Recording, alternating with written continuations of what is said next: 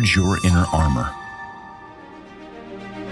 Welcome to the Inner Armor Podcast with Dr. Timothy Royer, where we explore ways to train our brains and bodies to become dynamically resilient so that we can all, from professional athletes to ordinary people, perform at our potential.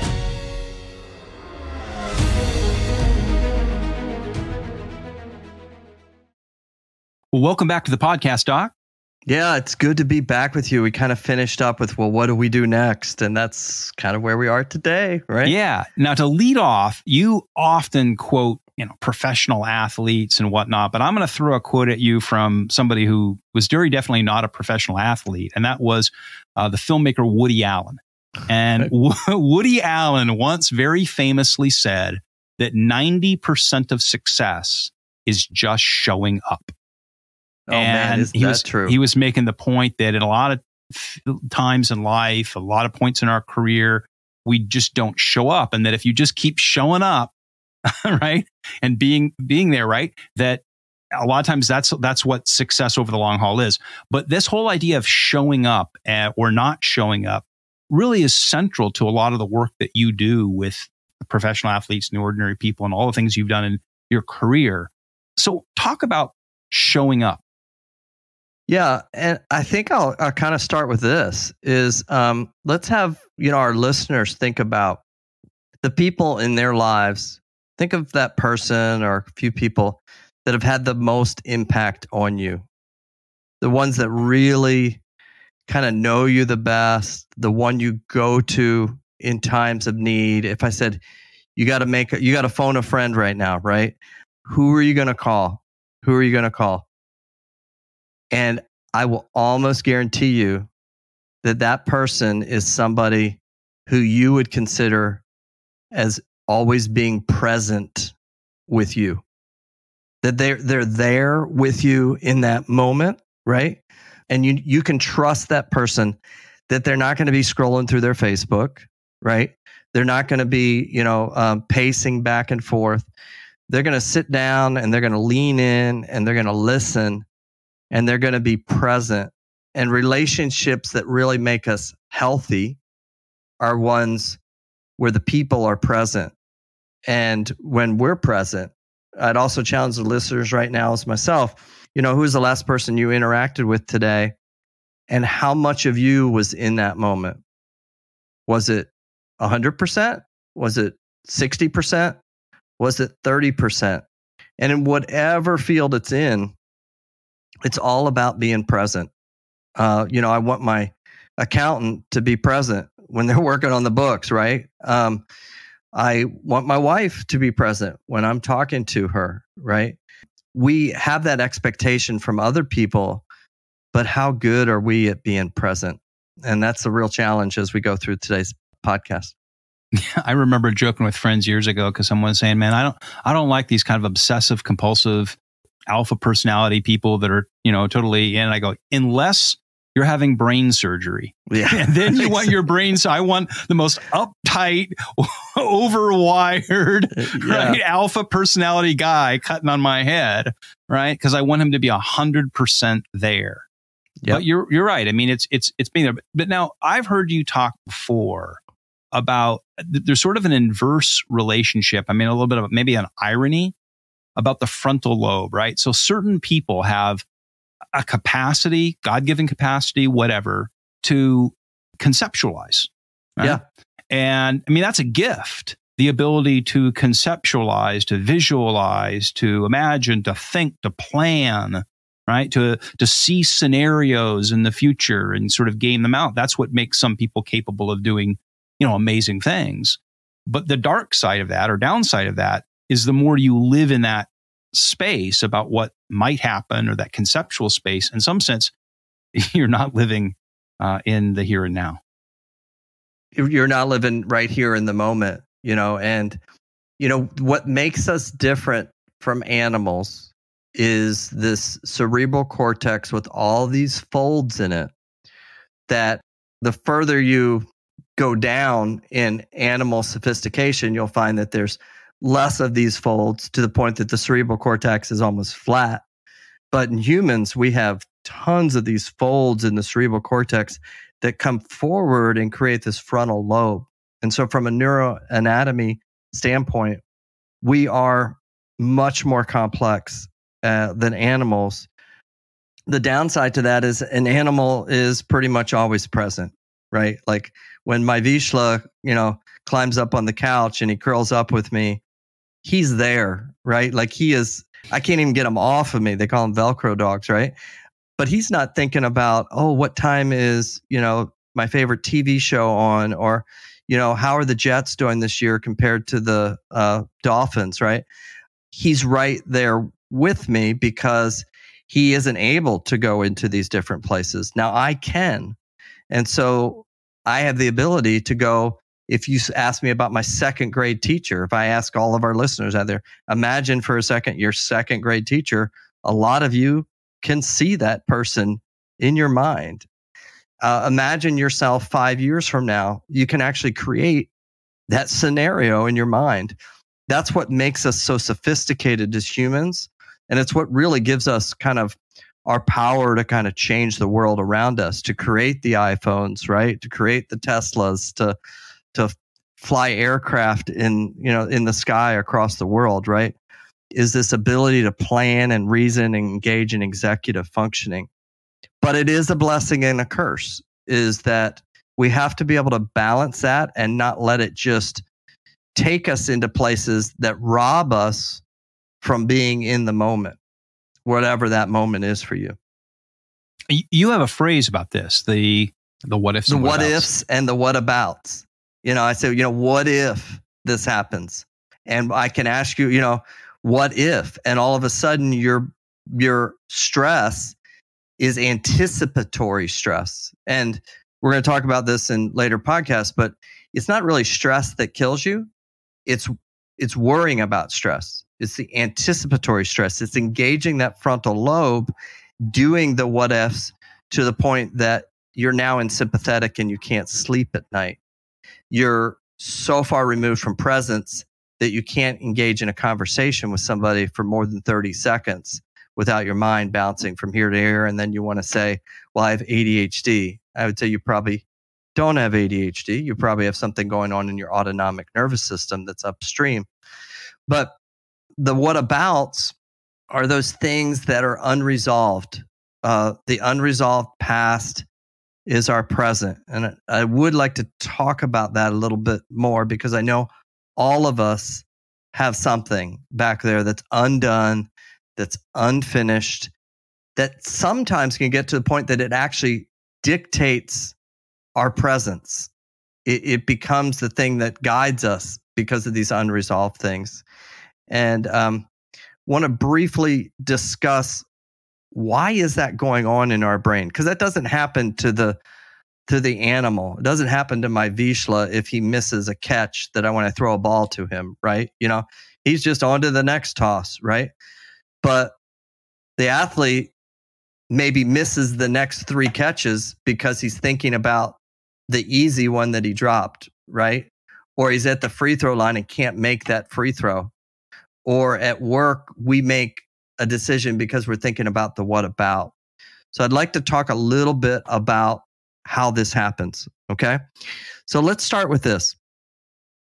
Is the greatest thing that the brain can do is it can learn. It's always learning. And this is probably the thing, if medicine has robbed something from us, it's our ability to be thinking about, how do I leverage my ability to learn to take care of myself? Many of us, the only thing that we learn is, how do I take the top off the pill bottle and take the pill? But we don't leverage what the brain is doing constantly, which is learning. Your brain is always trying to solve problems. Most of those are unconscious, but it's also doing that consciously. Okay. You're solving problems. Temperature right now, keeping your body at 98.6, your body is solving that problem. The food you ate 1 hour ago, your body is solving that problem. That infection, that bacteria that you were exposed to, your body's solving that. It's figuring it all out, right? Constantly. And so it's always wanting to solve things. but that can be problematic. So let's use this as an example.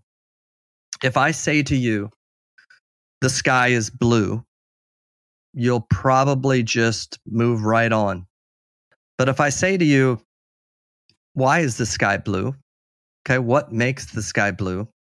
We might let that question just go.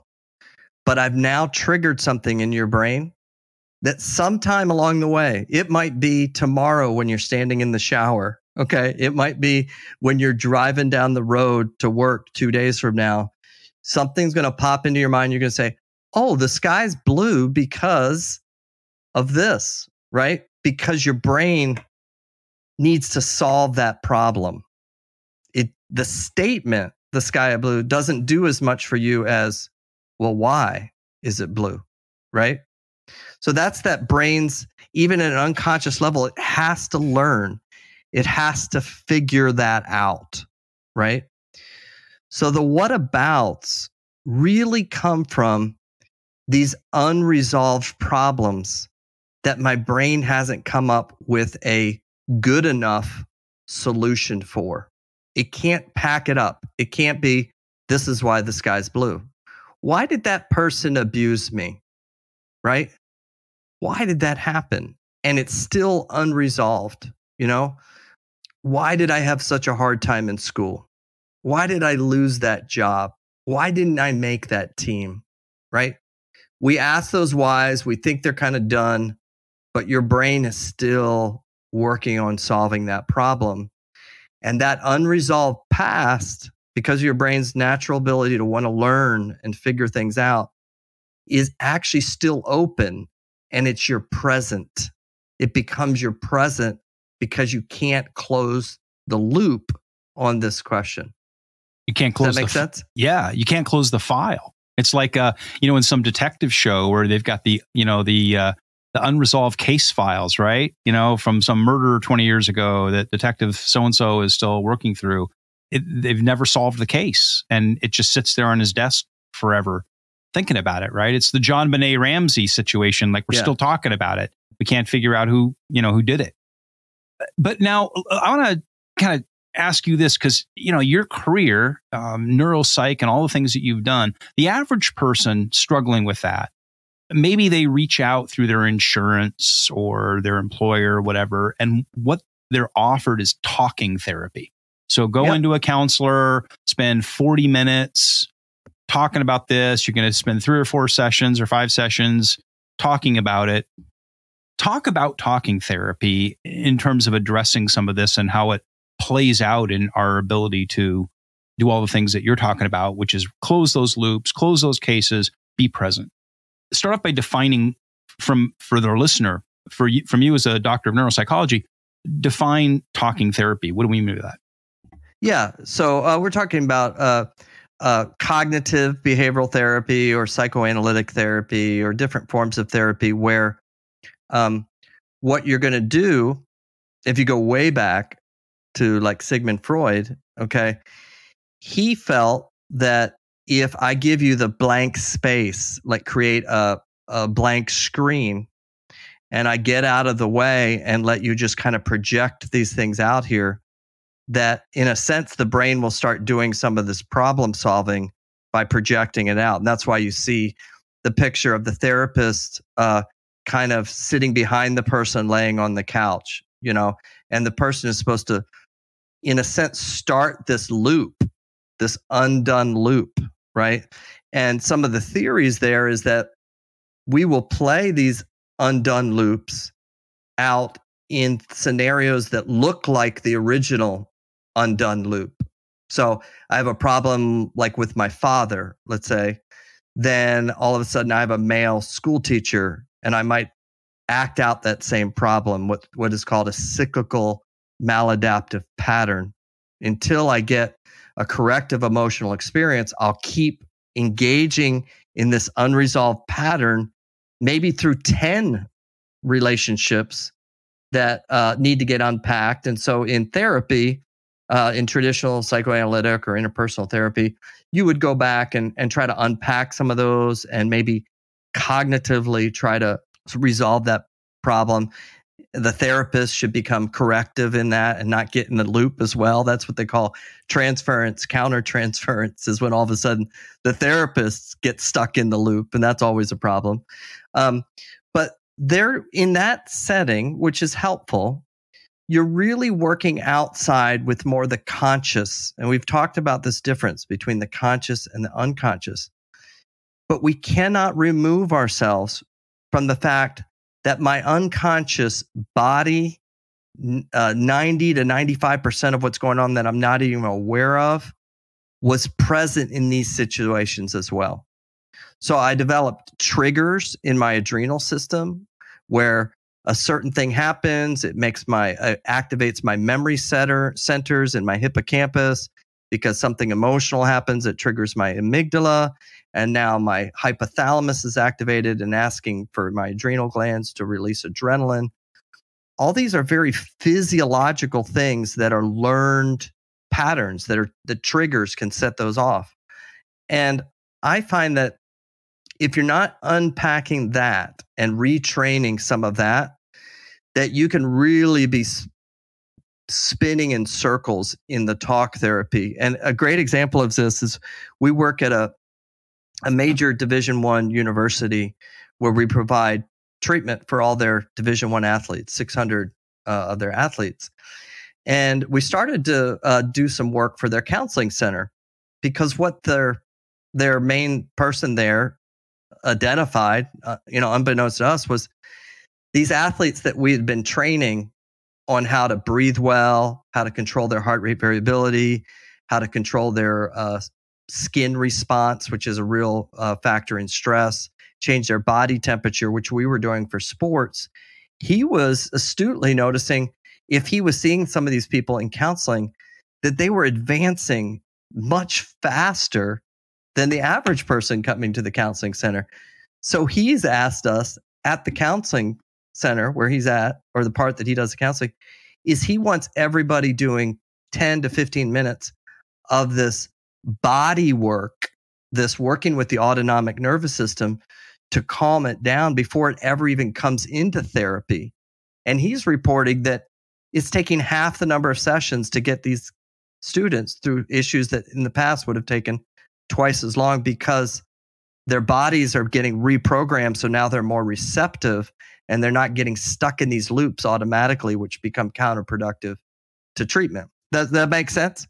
Oh, absolutely. This is central to your whole career and methodology, whether that's in Inner Armor or Royer Neuroscience, everything that you do, which is in a sense, this transition that took place from the talking therapy, sort of classical Sigmund Freud, have the guy lie on a couch and talk about his mother, right?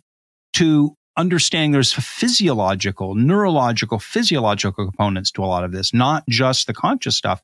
And so you start looking at neural pathways that have been grooved. You start looking, as you're saying, at pre-programmed protocols and triggers that take place in our hippocampus and pituitary and adrenal axes and all of these kinds of autonomic nervous system things. It's not always just up there. Sometimes there's that physiological component. And what you've really been doing in your career is finding ways to integrate those things and understand how much of what we do is driven by those neurological, physiological components, right? Yeah, absolutely. I mean, a great example is in the early 2000s when I got my first biofeedback device to work with, which was a skin temperature. And I was going to use it for kids with anxiety. And while I was at this conference, I learned about EEG feedback and some other things. And I started to do some of this work. And in my practice, I had about 100 plus kids and adults that we were doing behavioral traditional talk therapy with, my 50-minute sessions, on the hour kind of thing. And I decided to take about 6 months and take my caseload and said, for the next 6 months, we're going to retrain their autonomic nervous system. Okay, before we do the talk therapy, because I'd seen a little inclination that when I could help people control their body temperature, they seemed more receptive and it wasn't like I was banging my head up against the wall when we were doing therapy. And so I said, let's take 6 months and let's get everybody really established in their autonomic nervous system. So we got good measures of all different, the heart, the breathing, the brain, the hormones, all kinds of things. And we trained them for 6 months. So then I started to call back. A lot of them were kids, adolescents, the parents. And I said, okay, we're ready to start talk therapy. Well, guess what these parents were saying back? You know what? Johnny's making some pretty good decisions. And I don't know why, but he's less anxious, and he's sleeping better and doing a little bit better at school.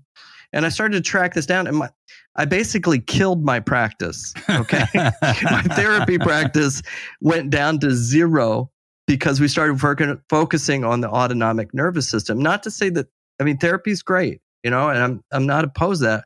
I'm just saying it's a complex thing. We're not reduced to just one thing, but our body is involved in all of this. There's a great book called The Body Keeps the Score. Okay. And if we're not fixing that first, as a therapist, you're working against a very powerful system, which is this protective autonomic nervous system. And a lot of people who are normal to average intellectual functioning, if their autonomic nervous system is calmed down, they actually do make good decisions. They're not like trying to be irritable and purposely ruin relationships. It's more of a protective mechanism of their autonomic nervous system being in a fight-flight state all the time. We've been talking about the what ifs and what abouts, and we've been doing a little bit about the what abouts, that stuff in the past that is unresolved. But let's go back to the what ifs, those future scenario situations. And so we can certainly imagine your high performance NFL quarterback, or maybe even your high performance NFL coach, who's imagining all the different scenarios for next week's game, all the things that might happen, and all the things that might happen in the playoff picture, and that's causing them to not be able to be present because they're futurizing. But I'm also just thinking about the ordinary person who's thinking about their 401k, or they're worried about their kids getting into a college, or they're worried about the layoffs that are going to come to the company and whether they're going to get the axe, right? I mean, there's so many things and then they're not present for their family. They're even sitting at work worrying about what might happen at work, and they're not doing their current job well, right? So talk about how those what ifs play out in ordinary life where people aren't present. Yeah, I would like to kind of start that with thinking, or have you think about the difference between possibility and probability. Okay. So what trips us up so often is we make this shift into possibilities. Okay. Is it possible that the ceiling of this house could fall in on me right now? You know what? It is possible. It could happen, right? Is it probable? No, it's not, right? It's not probable, but I have a choice because of my frontal lobe to create as many possible scenarios as I want to in my mind, or pack that up with some probability and move on. You know, if I'm a fairly decent, hardworking person, okay, who does pretty good in relationships, the likelihood is that the probability is that I'm going to keep my job, okay, and that I do live in the United States, which is all kinds of possibilities to do things out there, right? So I'm going to be able to find a job and keep these things on. Are there possible scenarios that could happen? Sure, there are. But when you live in possibility, you rob yourself of being present. Your world becomes dominated by possibilities. And we have to live in more of a space of probability. The best predictor of future behavior is past behavior, is looking at, what got me to this point. I got through high school, I got through college, I got the job. You're probably going to keep moving on, but you're stuck on those possibilities. And you're robbing yourself of being successful if you don't stay in the moment. And that's a really tricky thing, right? Is we want to think about the future, but in doing so, if I do too much of that, I can't be available at the moment. You know, the guy at the free throw line with 2 seconds left in the game, and he tanks both free throws, is not because he can't make free throws. It's because he lost his ability to be present in that moment at that time. He went someplace else. He was not on the free throw line. He was in some other scenario in his mind that took away from his percentage of presence. And that's what we have to ask ourselves. And that's why you call a timeout before the other guy kicks a field goal, right? To ice the kicker. Yeah, you're trying to send him into what ifs. That's what the coach is trying to do. He doesn't want that kicker to be present. He wants that kicker to be in what ifs, or maybe there's a what about, the unresolved conflict of missing the field goal in college, right? That is going to come out. He wants him to get into some other space, not into presence. And the way to get into presence starts with your senses, is stopping and going through all 5 senses and saying, what am I seeing? What am I smelling? What am I feeling on my skin? What am I hearing? Right? Taking these things in, and sometimes saying, wait a minute, that's too much. Maybe I need to settle some of those senses down, right? Turn the volume down. Maybe shut the lights down a little bit more so that I can be present. But that's a lost art. That is a real lost art. And like we opened the podcast with, the people that are the movers and the shakers in our world that have transformed our lives relationally, the one-on-ones, not somebody we watch on TV, but that grandparent or that uncle or that brother or sister, those people are present. And they're changing lives way more than any entertainer or CEO. They're changing your life, right? And that's about being present and asking ourselves, how present am I at this current moment? Doc, are there certain types of people, I don't want to say personality types, but certain types of people that are more prone to live in that what if space?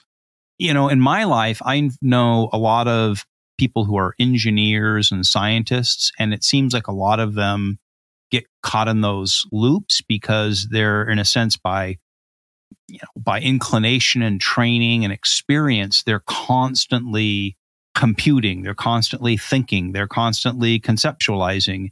And it seems like, from my observation, they're sort of more prone to get out of presence. How do you work with people who have this amazing gift to be able to do certain things with their mind, but then how do you coach them or train them or work with them to moderate that without giving up what makes them good at what they do?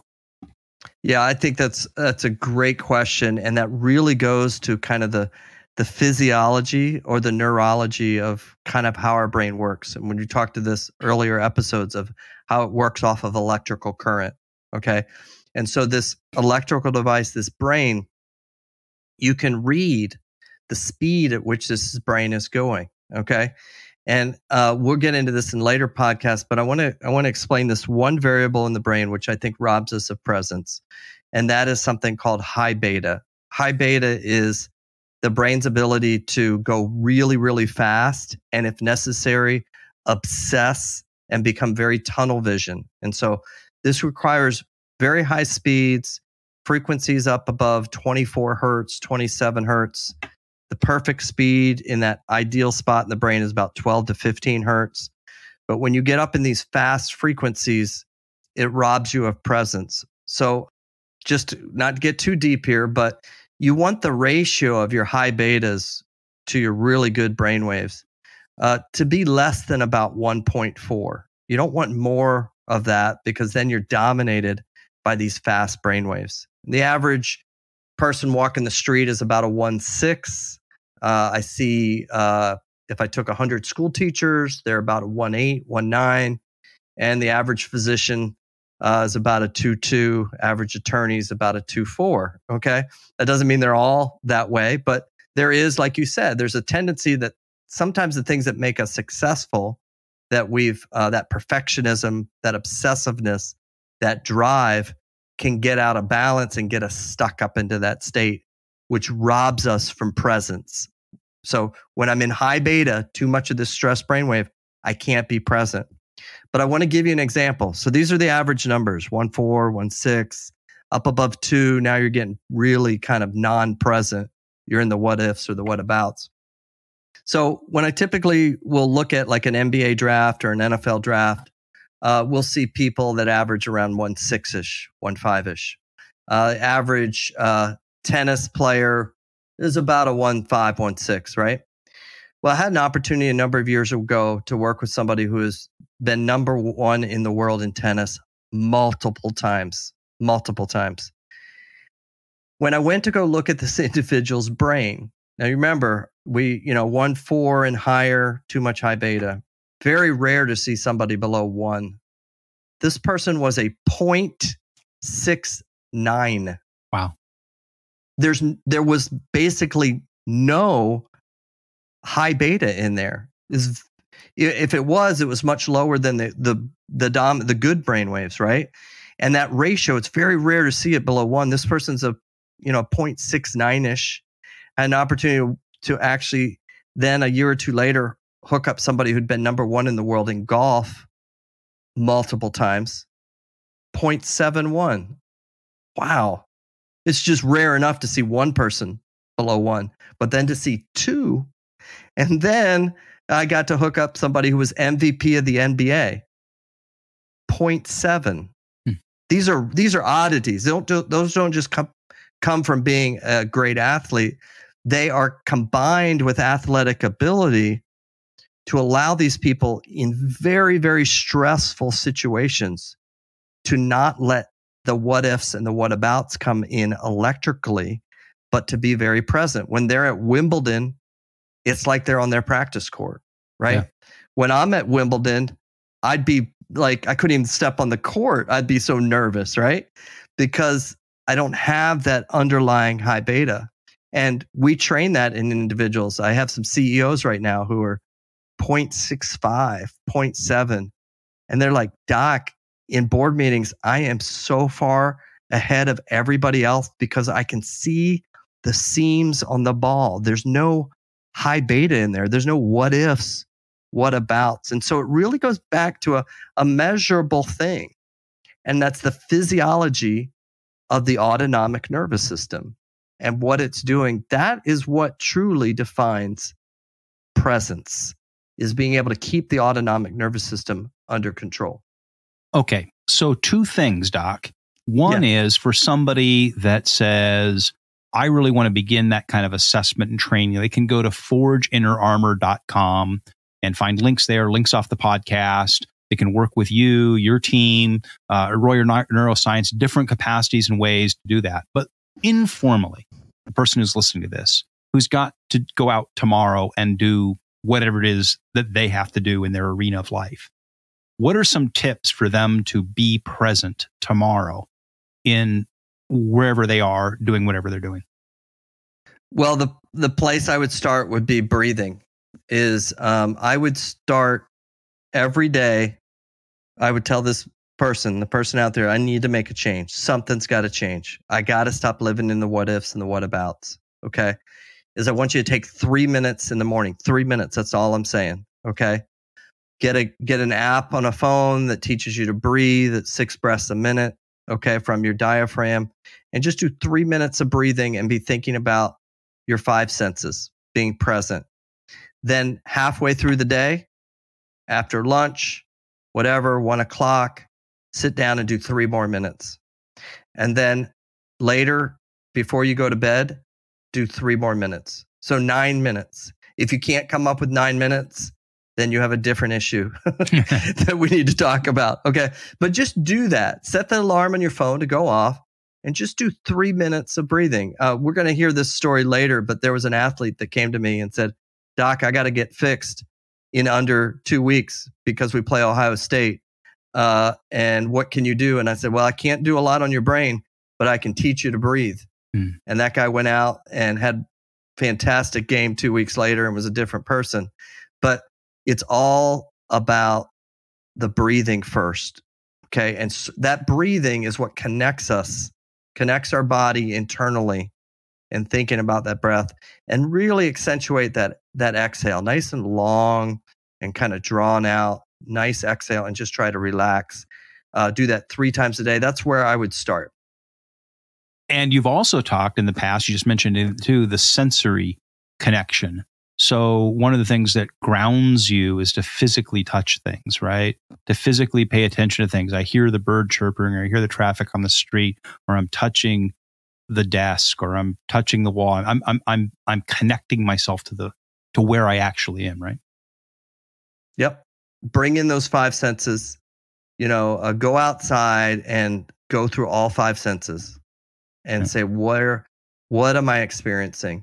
And then kind of create a gauge for yourself, like a dial. 100% is presence.